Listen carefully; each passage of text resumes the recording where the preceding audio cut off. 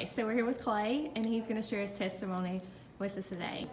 So, Clay, what would be your sentence or your word that describes your life before you got saved? Well, I was actually saved when I was real young. I was actually saved in this church. It's probably, I think it was at Bible school when I was probably 6.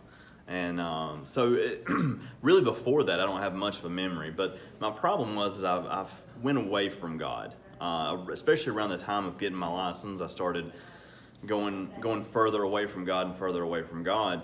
I don't necessarily think that I was all that bad. It was just the fact that I was further away from God. I was still hellbound, even though I was not that bad. So I guess that would be the phrase I would use. It's not that bad.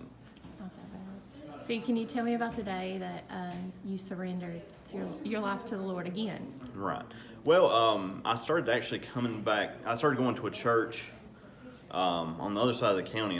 My cousin actually had the church, and so we started going back there. And I started feeling the pull back from God, but it was really when I started coming back here that I started feeling it again. So That's awesome.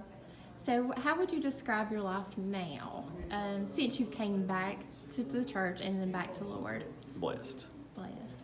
Can you tell me a little bit about what you do, Clay, here at the church? Well, that's kind of odd. It seems like every time that God would have me quit something bad in my life, He would give me a job here at the church. So there's quite a lot of things I had to give up. But here, I'm the youth director, deacon, play drums, play music. I do a couple other things, work with the sound, with the IT and stuff like that. So I feel like I had to end up giving up a lot of stuff. But every time that I gave up something, God filled it back full. That's awesome.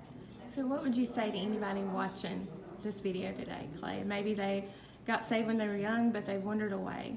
Right. You can be good and go to hell. That you have to completely give your life back to God in order to go to heaven. That's what it is. Thank you so much, Clay, for sharing your story with us today. Yeah.